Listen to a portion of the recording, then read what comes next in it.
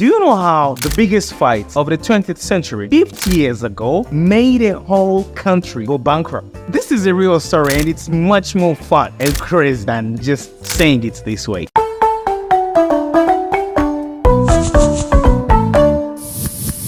This whole fight couldn't happen without this man, Don King. He is basically a boxing promoter and he proposes to both of them $5 million if they get into a fight. But this guy doesn't have the money. On the other side, there is this young new country called Zaire. It's less than 12 years old. And there is a president who is trying the best that he can to be known across the world. His name is Mobutu Sese Seko Kungwendu Wazabanga. And he had an American advisor called Fred Weimer who proposed to him, what if we take this fight and we invite them to Congo? And we invite them to Zaire, back then it was called Zaire. So everybody will know about you and your great country. And Mobutu is like, you know what, that's a good idea. And boom, a sum of 10 million is given by the government to organize this fight. And do you know how much 10 million is in today's money? 82 million US dollars, which back then was equal to the budget of the country in education and health. All hotels in Kinshasa were booked. Every huge personality came to Kinshasa. And the fight was planned first in September of 1974. And big musicians were invited, among them even one of my most preferred, James Brown, even came to perform at Kinshasa. But just a few days before the fight, while training, Foreman got a cut on his eye and they had to postpone the fight to now 30th of October of 1974. Muhammad Ali already spent so much time with the population, mostly playing with children in the street. Everybody in Kinshasa loved Muhammad Ali. That even up until now, there is the saying which is so popular in Congo, which is Ali Bomaye, meaning Ali finishing. Day of the fight, day of glory. Mobutu is showcasing his power as he wished, and this is visible all across the world. This became the second most watched event on television right after the moon landing, but also the most watched sports event of the 20th century. It's one of the fights which is known. I never lived those times, but I know about this fight. Movies came out, documentaries which won Oscars and everything. But there is a problem. Today when we speak of the Rumble in the jungle, do we really think of Zaire? Do we even think of Mobutu? I think big part is no. Somehow Mobutu, when his Zaire faded